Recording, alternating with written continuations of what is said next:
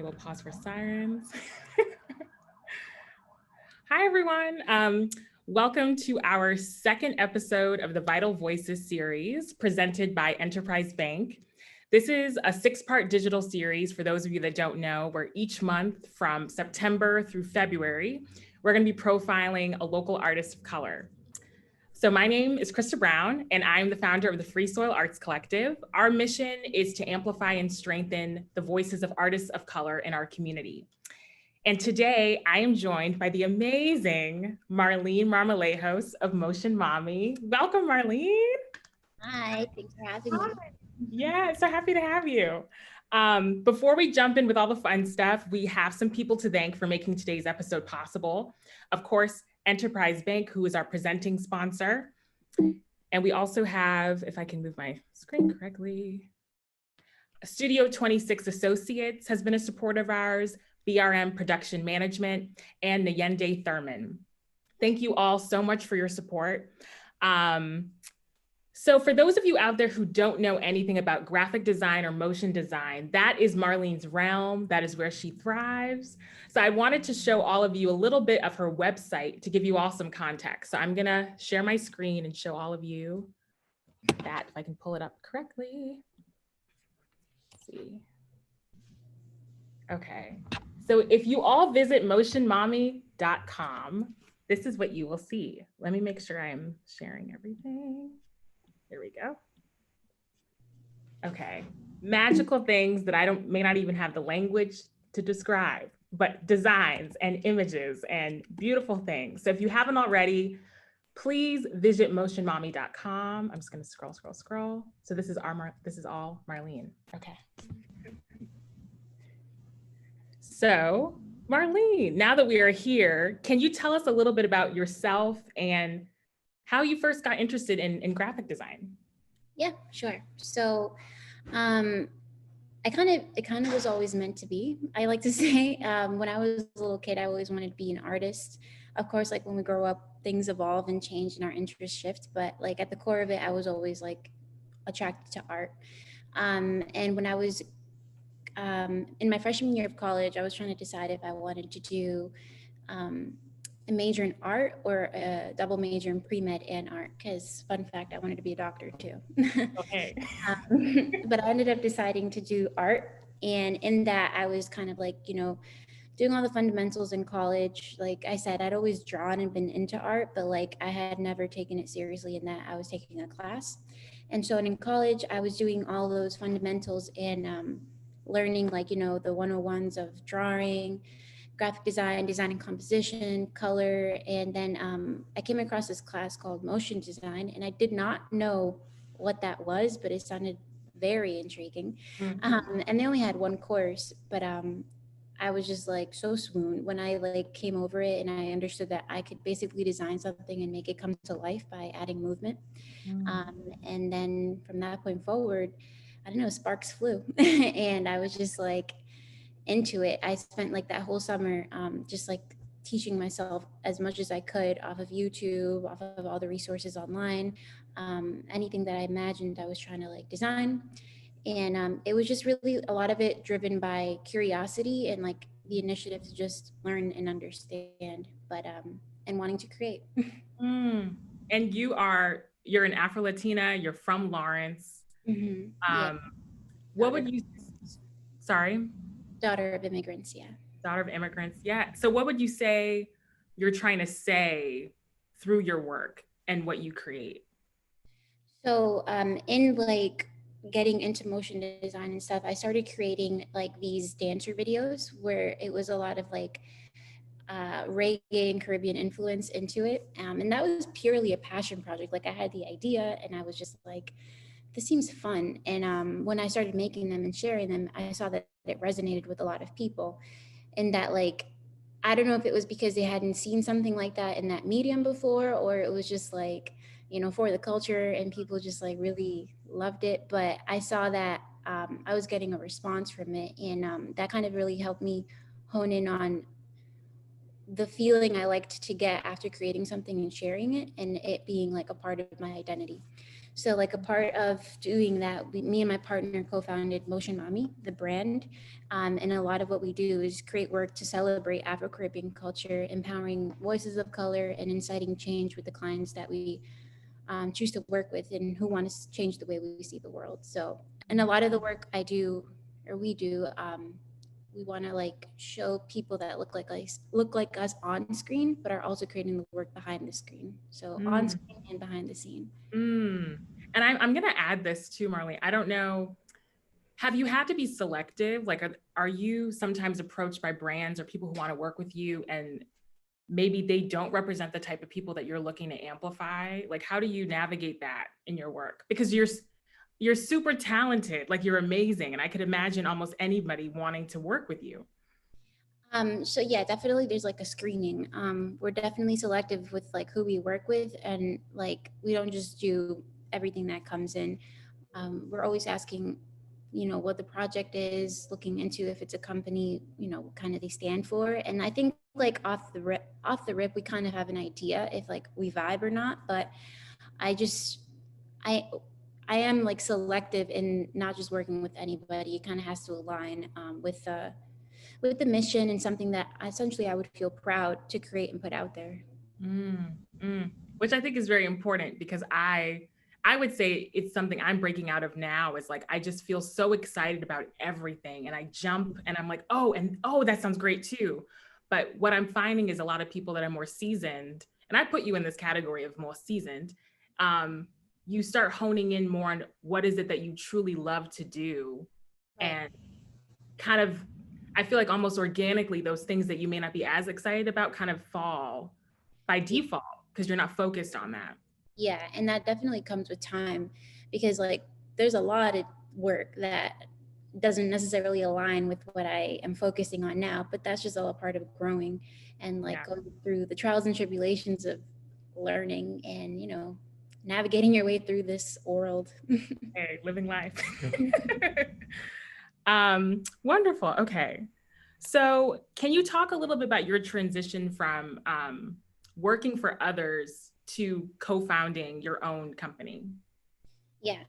So I think that's a really good segue off of what I just said because a lot of like the work that, you know, doesn't really, I wouldn't say it's like MotionMami, is part of like the stuff you do with you work when you're working for other people. I never like to say for, I like to say with, Mm, but when it's just like work that's centered around like another brand, I guess. And that's like, you know, a lot of your clients are like that, but sometimes you're hired to like bring your creativity and like bring your brand and like what you can create. But yeah, I guess it's like it got to a point where I'm working with a lot of companies that I don't know, it just you're not excited. And I like through being able to build my portfolio, because I guess what I'll add is like whenever I was working with another company or um, doing anything, I'm always like working on passion projects and like working on other client projects. I think I'm always juggling 3 or 4 projects at a time. mm, But so it's never a dull moment.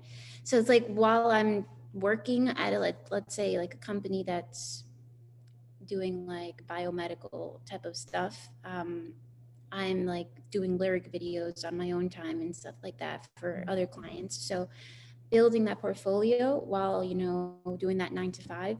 But then as that's passing, like the portfolio is being built up enough for it to be like essentially standing on its own, where, you know, the work coming in from there is enough to like sustain you and sustain itself. So you make the decision of like, okay, am I going to focus all of this time on this thing that is just like a consistent check, or I shift the mentality and focus and bring that energy into this thing where it's growing to be consistent. So it's like the decision, it's just almost like a leap of faith, mm, um, saying like, you know, if we plan it and if we work hard and, you know, keep things consistent, it should be enough to like be able to just do this full time. And that's mm. where Hey.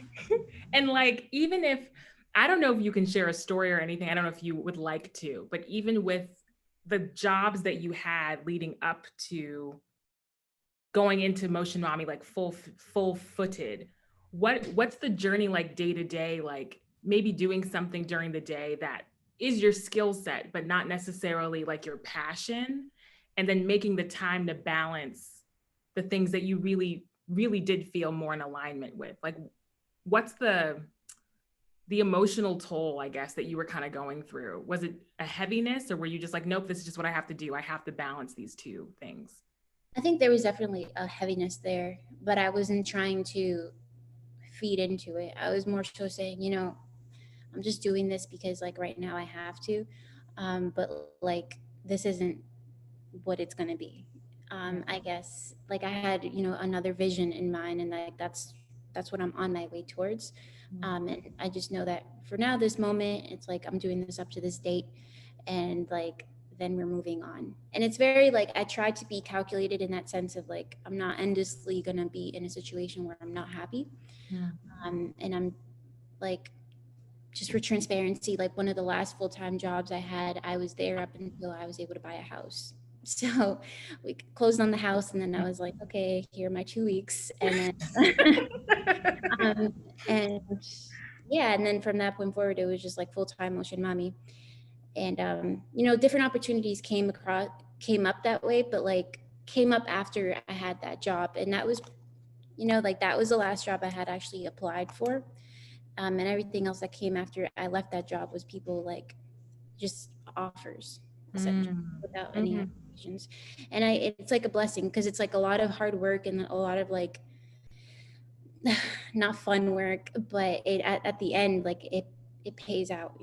And I mean, folks who know you personally, I would say know this, but I think as an artist myself, I love the idea of like, I'm just gonna leave it all and live my dreams.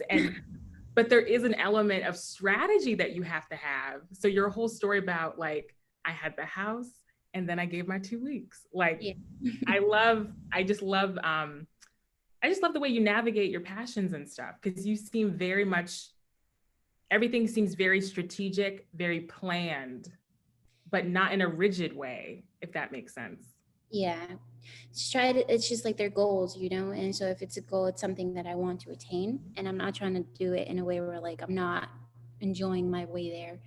I kind of like, I guess, yeah, it's like, yeah, like what you said, it's fun. So Marlene, you've worked with some incredible folks, incredible brands, Nickelodeon, BET. Like I've watched some, I don't know what it's called. I don't want to misquote it, but I've watched some of their videos on YouTube on BET and like enjoyed them so much and had no idea that you were the person behind the graphics in it. So crazy. Can you explain, how does that happen? How do you build relationships with these huge, like recognizable brands? It's interesting. It all like really starts from people seeing my Instagram, or the Instagram, I guess. So a lot of the inquiries and a lot of like these clients that we've been working with, it comes from To name drop, I just want to say, if you want to name. yeah, like it's like it's like BET came like that, like through an email off of an inquiry based off of like a video they saw on Instagram. And that's really like a lot of the way it is. I've been able to work with like Rock Nation, Def Jam, Amazon, like a bunch of these companies where it's like, there's always people in these roles that are looking for people. And it's always like, a lot of the times it's been that they've just seen the work on Instagram, and off the strength of like a lot of people sharing it. And it just somehow lands on their feeds, and that's how they contact. Wow. It's like, it's really, it's like, I don't know, throughout the years, we've been able to like curate that nicely in a way that, I don't know, something's working where the people, they like the animations and they share it. So I think off of those shares, people are finding the work and contacting. And a lot of the stuff that has gotten their attention are the passion projects. So it's like the dancers, like that's like one thing that I always talk about, because it's always like getting inquiries on that. It's like the eye grabber, I guess. But it's the stuff that I was just doing for fun and I shared that started getting the attention of like these brands that I always wanted to work with. So for folks out there, I mean, I would say specifically graphic designers, but anybody, How do you manage social media in that way? Like, do you feel like I have to put this on Instagram, I have to post this now, people need to see us, or is it more organic for you? I think it's a little bit of both. There's like a business side of it, where you're trying to maintain a brand and build the audience for it, and just like obviously share work and things like that. But there is a line where I'm not feeling the pressure of like I need to do this for Instagram. I try to like just do it for fun. If it's something that's like random and it's outside of like a specific project, once it's done, I'll share it. But like it's become less and less of like I'm doing this for Instagram than it's less of that and more of like just sharing what's being worked on. In the beginning, it was like off the strength of like I wanted to share this like I don't know new technique I learned, and I wanted people to see what I've made, and just to get like feedback and tap into like the community, and that was great. And then as things were like growing, there was a patch where it's like you're feeling like I feel like I have to share something to like stay relevant, but I also recognize like the psychological toll social media has on people, and I'm trying to always like keep that boundary and not like get trapped in the infinite scroll. So I share and then like I interact and I engage, but then I like kind of step away, and I'm not trying to like just make stuff for Instagram. I'm just sharing the work that's being done. I'd love for you to take us through a little bit what your design process is. And I feel like it might be a little easier if I share my screen again, and if we go to your website and look at if I pick an arbitrary design. Okay, so let's see if we can make this happen. Okay. Just leading into the unknown. Okay. Okay. So let's look at a fave. Let's look at a fave. Okay, so like this here, for instance. What happens if I go? So any of your animations like this that incorporate a song and dance and like, I don't know the word, some sort of pattern. How do you go about that? A lot of it is just pure inspiration. So like in the moment, I'll just see something and in my mind, I'm like, oh, that would look really cool this way. And like, I'm just starting to like play around with it, draw it out, play with colors, look at patterns and stuff like that. And this one specifically, this was made for Diddy.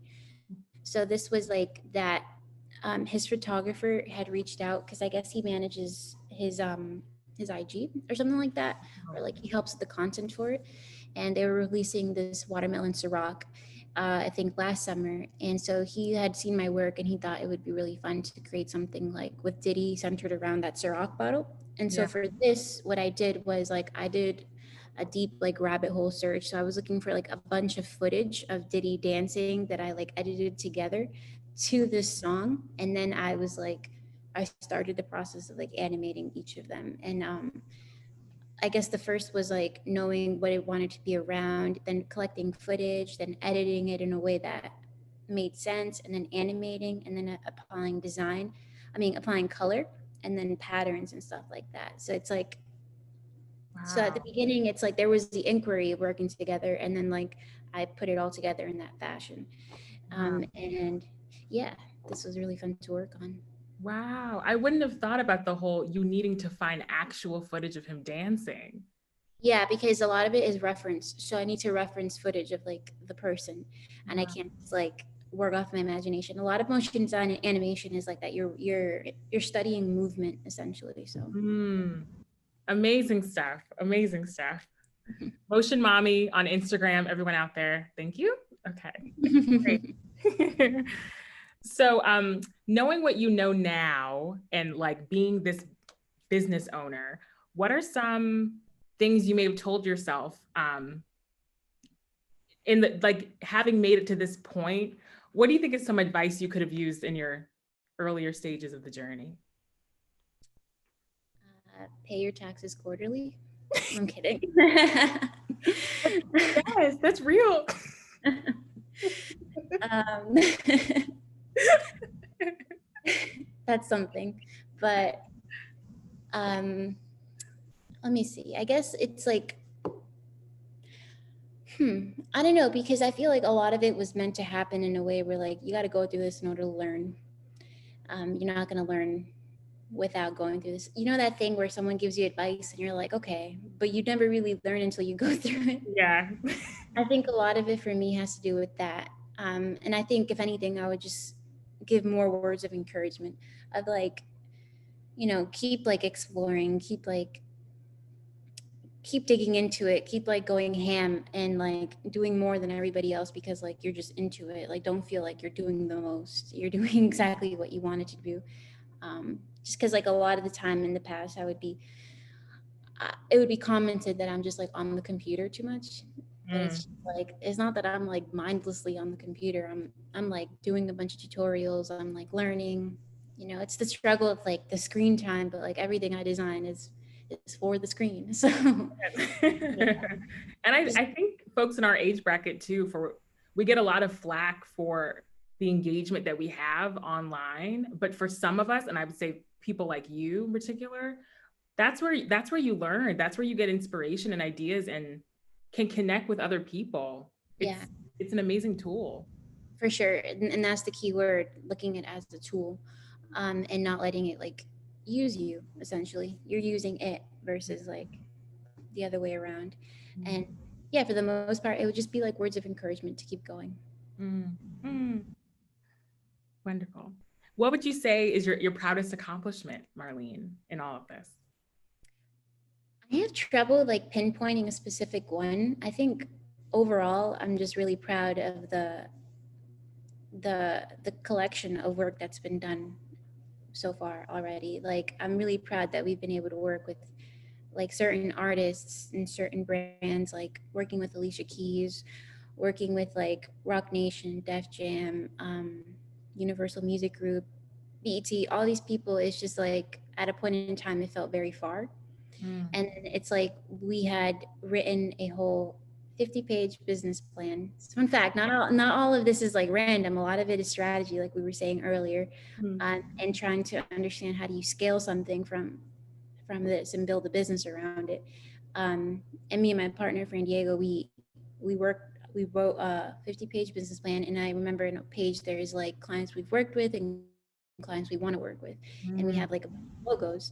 And I was reflecting on that the other day. I was reading through it again, and I saw like at least we had like 6 of them, and like 4 out of the 6 we'd already worked with this year. And it was like, that's a really proud moment, I guess, when you're reflecting and you're looking back. Because sometimes you're just in the mix and you keep going project to project, but you got to stop at a point and look back at all that's been accomplished.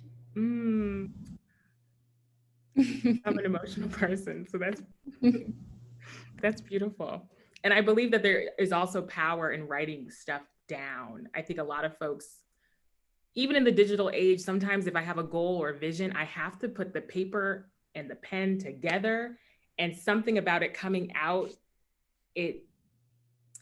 there's all this science behind it that I can't probably explain, but I think the fact that you were able to, even though it's 50 pages long, but the fact that you were able to get a sense of what you wanted, I feel like things will rise to meet you and will be attracted to that intention that you set. Yeah, for sure. It's a lot of visualizing. Like we're big believers on that end, like of visualizing and self-automation. Like you're not automation, but like when you're repeating something to yourself and you're putting it out into the universe, I really feel like it's something that's going to come back and manifest, so long as like you're doing your part and the universe meets you halfway. It wasn't 50 pages like of text. There's illustrations. It was pretty. It is pretty. What advice do you have for other artists, other people in the same field as you who want to work with big brands? They want to achieve whatever their success means, and they want to be ready when the opportunities present themselves. Like, what are some tips you have? I think that a lot of it is like, don't wait for something to come your way in order to make something. I think like if you have an idea, just make it. just put it out there, just put it together. Don't wait for somebody to say like, I have this idea and I'd like to work with you on it. Like if you just have something you've been kind of like pondering on and saying that would be really cool, just starting it. And like, it doesn't have to be this fully fleshed out, like big project. It could be like, the first one I did was like 6 seconds or something. And it was just me experimenting, but like, that's just how you start. You start to kind of like differentiate yourself and distinguish yourself that way, and just like developing the art that comes out of you, versus like when someone's saying I have this brand and I'd like for it to look this way and I need you to do this, because then it's like a more of a technical thing than you being hired for like your creative vision or the ideas that you can bring to the table. So if you have like any type of idea, just like give yourself the space and time to develop it and work on it and share it and treat it just as importantly as like a client project you're being hired, because like in a way you're your own client. And so it's like them seeing what you're able to produce is like a testament of like what you can create. I love that. What is kind of your philosophy on like living life and operating your business? Like what are Marlene's values? Like how do you walk through the world? How do you navigate all of this stuff? I read a lot.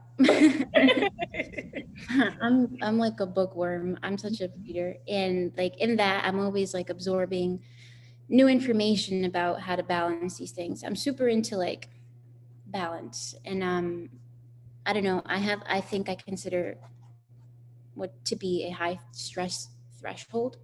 So I don't easily like panic or freak out. I kind of just see things out in a way where if there's a problem, there's always a solution. Like there's not a problem without one, and that kind of helps me stay grounded in a way like nothing is too big, like I can't handle it. And trying to like stay grounded in that way, and whenever things become like really overwhelming or really busy, remembering the things that help me enjoy life, like just simple things I like to do. If I just want to like stop for a minute and go to the bookstore and just like sit on the floor reading a bunch of books, and like that helps me feel like me, I do that and I'm recharged and I'm ready to jump back into the world. And then also just always connecting with friends and sharing like what I'm learning and stuff like that, and remembering what's important. Like, the only constant in life is change.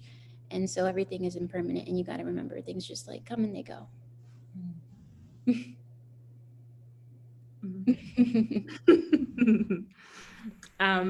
What's bringing you joy right now? I'm getting a puppy in December. Yay! That, and that's something to look forward to. But what's bringing me joy, I guess remembering to do the little things I like to do, because this is such a weird time. This is such a time where it's like the things you usually do is like they're not the same anymore. And I guess it's like almost redundant to hear it because we're just so used to it. The world is not the same.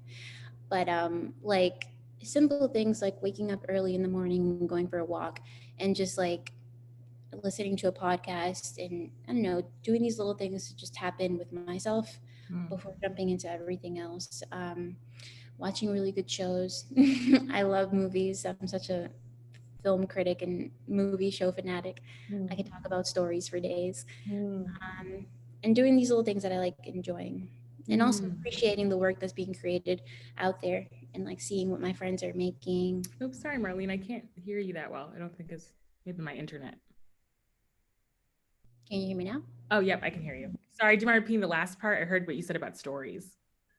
Yeah, that stories. So like watching movies and shows, I love it. Like, I don't know if that's a form of escapism, but I just like love jumping into these other stories. And also appreciating like the work that my friends are creating and seeing all of that. I love it. I love it. That's all I'm going to say to everything is I love it. Okay. Love it. And I guess professionally, I mean, during COVID, during this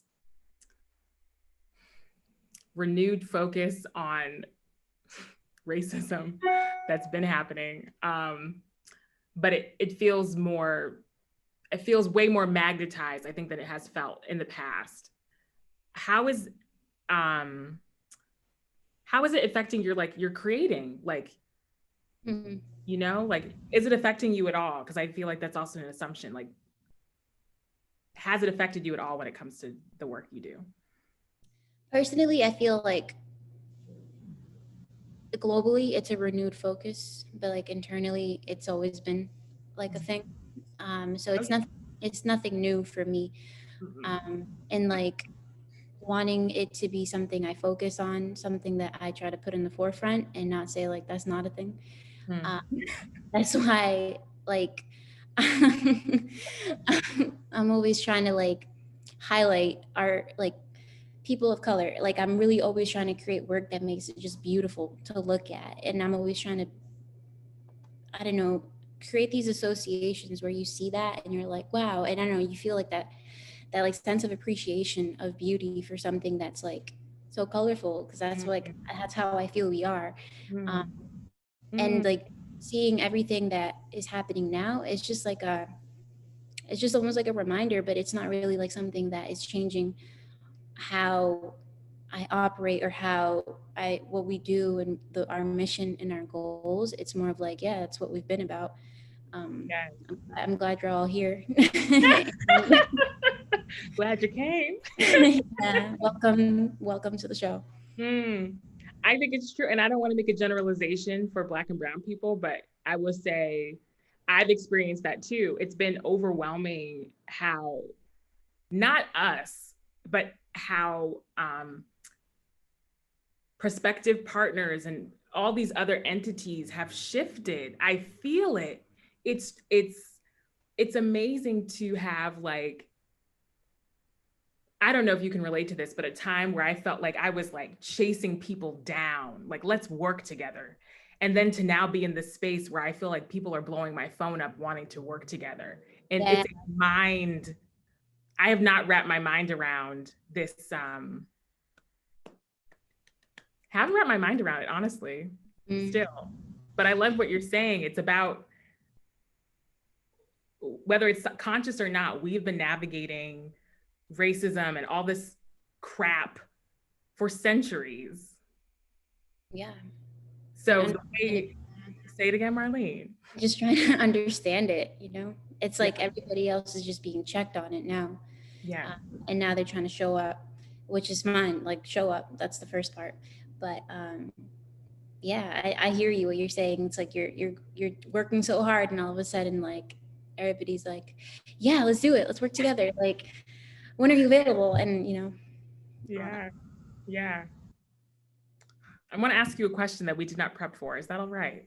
Yeah. Okay. I'm curious, as a creative,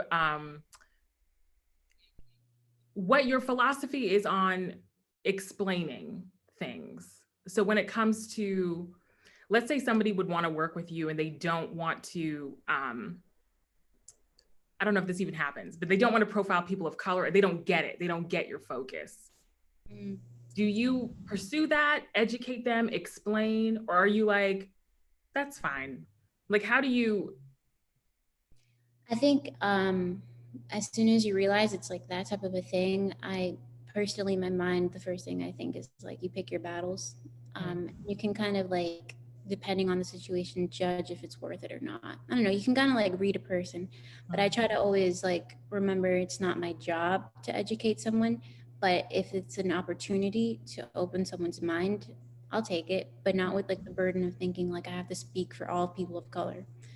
Because those situations that's like really heavy. That's a lot to just be the representative for every race. Let's say lollipop girl, but that's not it. Yeah, you're representing yourself and the experiences you've had.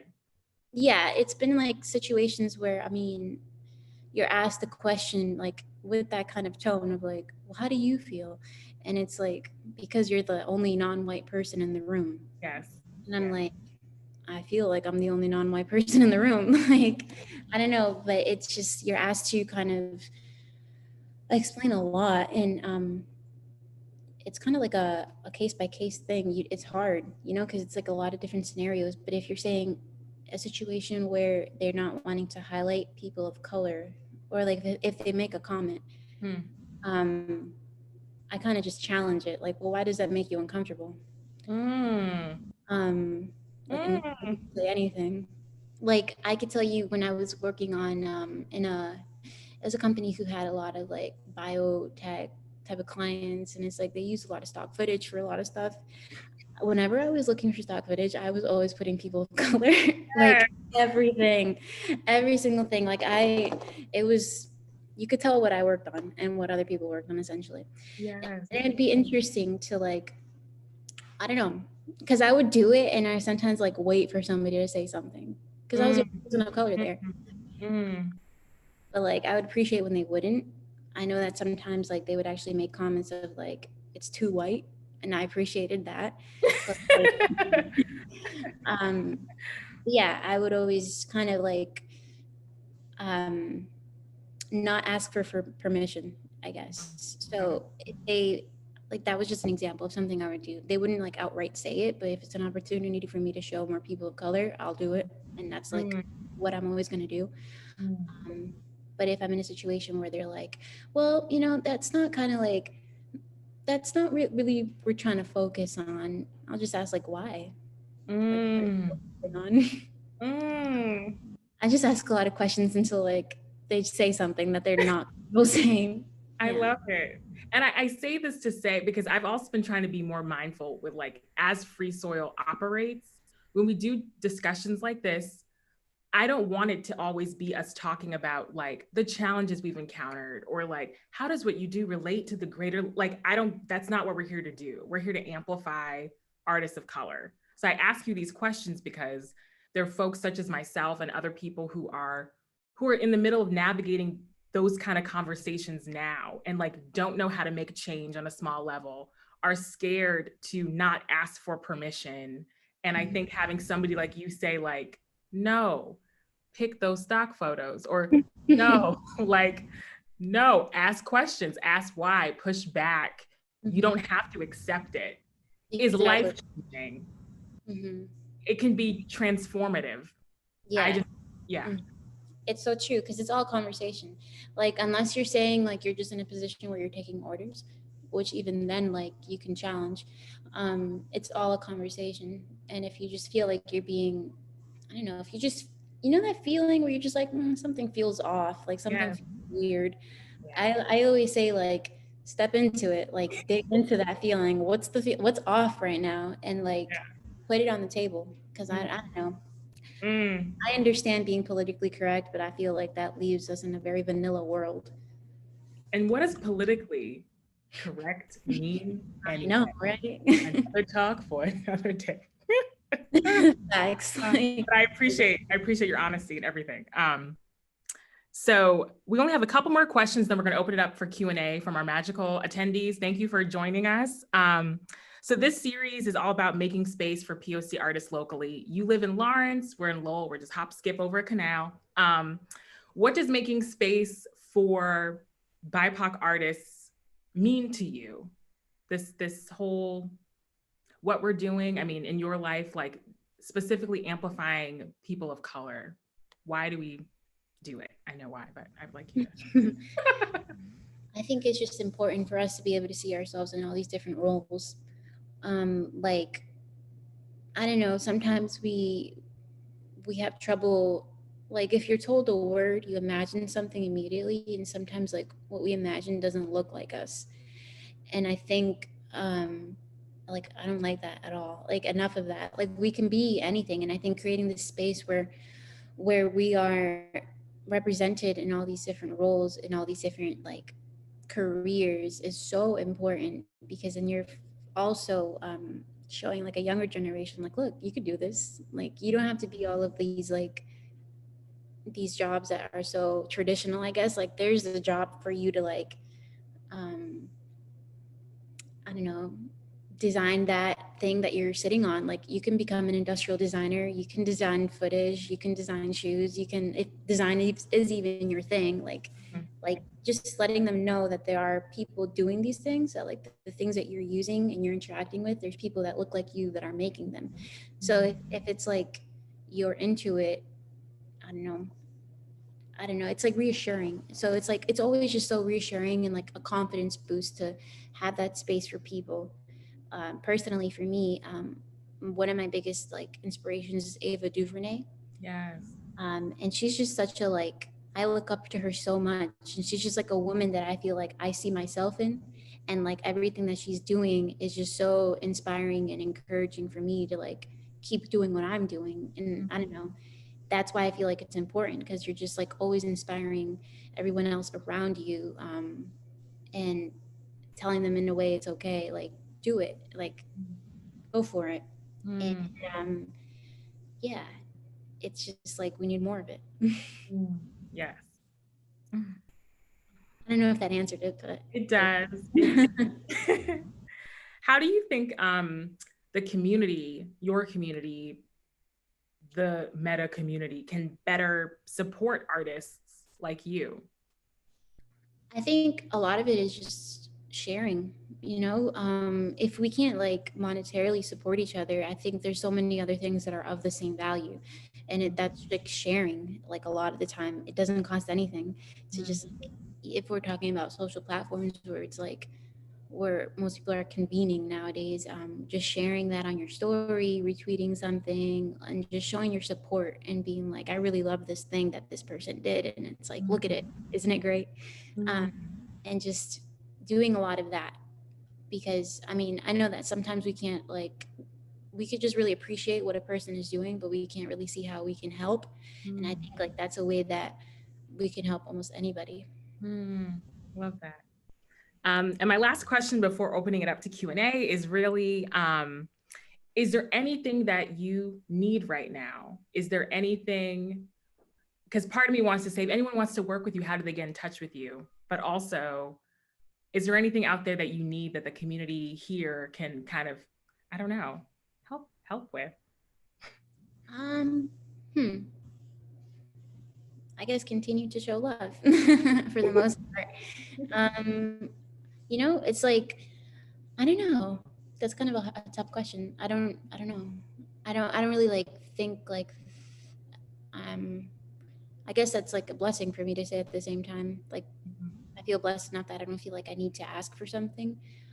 But I guess I always appreciate when people show love, and they just like, I don't know, they feel some sense of like pride also in like what I'm able to do, what we're able to do, because it's not just me, it's me and my partner and everyone else we work with. But like whenever they're able to show like feel that pride and almost kind of like a community way of like, wow, one of us is doing this and like uplifting each other. Because I'm super against that crabs in the barrel mentality. I feel like we should What mentality? a crabs in a barrel mentality. Like Oh, if I can have it, you can have it. yes. um, I always feel like we should just always uplift one another and Mm, put each other like in this like position of like mm, shine. Like I mm, guess, wow, go do that thing. Like I support you. yeah. Everybody look. Everybody look. No, that's great. And for folks out there who want to support you, whether it's sharing your content or they want to give you love, or maybe they know a client that could use your services, your gift. What's the best way you prefer to be contacted? Email is the best way right now. Because usually sometimes they'll start on Instagram, but the best way is through email. Mm. Marlene Okay. at And we'll put it in the, if you're comfortable, I can put it in the chat if yeah, you are. for Okay. sure. And that is Marlene at MotionMami.com. Yes. Okay. Hey everyone. And you can also just visit motionmami.com, folks. You can also do Motion Mommy on Instagram, on Twitter. Okay. And we're going to kick off our Q&A promptly at 12:50. Look at that.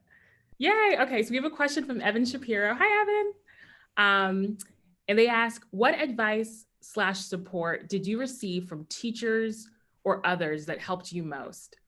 And are there examples of what others have done better that would have helped you more? I Yeah. can, do Go ahead. you want to divide it in two and I read it again? Okay. I What guess is, like this question I might need a little bit of clarification, but go ahead. okay.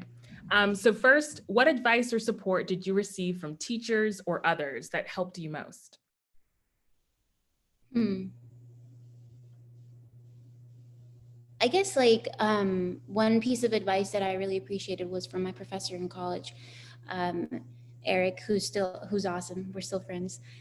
He what I was always like really admiring work in class and being like, oh my god, how did they do that? And like I would just sit there looking at it, trying to understand like how they built something out. And it was just like a simple thing that he said, but I was like, wow, you're so right. He's like, well, email them, like ask them how did they do it. And I was like, you're right. Like that's all I have to do is ask somebody that if I appreciate the work, show that appreciation and ask them like, how did you do that? Like out of curiosity, I really love this and I'm trying to learn how to be better. And he always encouraged me to, ask those questions and reach out to people, and not kind of stay like just in this position of like wonder, but like reaching out and inquiring. Great. And Evan clarified, so he said for the second question, is there anything that people could have done better that would have helped you more on your journey? Hmm. Hmm. I think they did it, but I guess it was just more of like encouraging and like fanning the flames of like those passion projects. Yeah. Yeah, like I guess like if there's an interest or there's like, you see a spark in someone, and not like kind of just saying like, oh, that's cool, but being like, what is that? Like you make them feel very, I don't know, very almost like more confident in what it is that their like little interest is. So it's like when they're, if a teacher or if a professor like is in a position to like kind of help you develop that thing that you're kind of thinking about, just sitting there and having a conversation with them and being like, oh, it's really awesome. And then like just even going into the search with them and saying like, maybe you can do this, like encouraging them on these like little interests that they might have, I think is always great. That's great. And we have another one from Brittany Mackey in the chat. Hi, Brittany. She asks, how did you assess slash reassess your worth? For example, changing your price point for services. Yeah. Um, that that was that's something that I always had to like. That's always, I feel like, such a challenge for a lot of artists and designers. Like, how do I quantify this? Like, this is everything for me. So, but for me, it was a lot of like assessing what others in the business are doing, what others at like similar like levels of experience are doing. And as time is passing, like that's why I think it's important to stop and evaluate, because like the more you're doing, the more experience you're gaining. And just because you're able to accomplish something faster does not mean it's cheaper. I mean, you're paying you're paying for the value of the fact that you can get that done in half an hour and not like a day. um, that's like that's valuable. And just like reading and informing myself, business like in the design industry, like what others are charging, because that's something like I challenged with. I didn't know what people were charging, so I didn't really know what to go off of. So I just did my search of like resources, and I would search like for other motion designers, um, seeing what they're doing and going off of that. And like there was one piece of advice I read that like when you're feeling uncomfortable about sharing a price, like you just got to do it. Like that's the price that you have to charge. Like just go for it. If you feel like it's okay, you're charging too low. Like, it's just these little things that I did not know until like I was like, okay. And then I put it in practice and boom. Wow. Wow. That's great. Okay, we have another question from Erica Simon. I hope I said that correctly. What is your experience with self-doubt and how do you ward it off? Yeah, that's one. That's something I feel like we all deal with at some point and in some shape in our lives. And I think for me, like, I feel like artists are sensitive about their work, and we deal with like a level of fear of rejection. Yeah. And sometimes I just have to like tell myself like, if you're really feeling good about it, that shouldn't be like, you shouldn't be worrying about what another person says. Something that like friend Diego has always told me is like, you need to like sell yourself. Like if you feel like you did your absolute best and like you put it all out there, what else was there left for you to give? So it's like trying to like find comfort in knowing like you did your best and like you should know like this is what you could do right now. And if you're feeling proud of it, share that. I think we all deal with like that doubt, but I think it's almost like it's like a voice that just creeps in your head, but it doesn't really come from, it's like in you, but it's external at the same time. Like it's not your voice, it's a collection of these other voices that you've heard. And I don't think that they're as important as the one where you're feeling proud because you did your absolute best. So I just try to tell myself, did I do my best? And if I did do my best, like I have no reason to doubt it. Beautiful. Are there any other questions from folks out there? We do have 3 more minutes.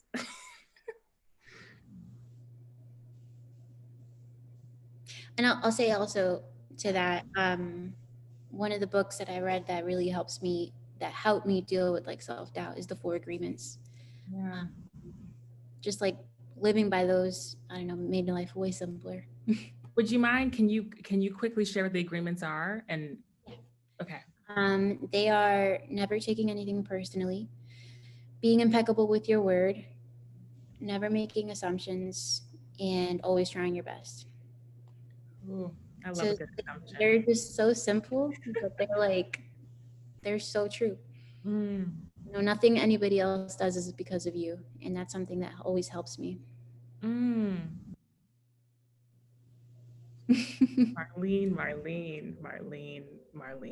Okay, I think we may have another question, but I'm not sure if I can see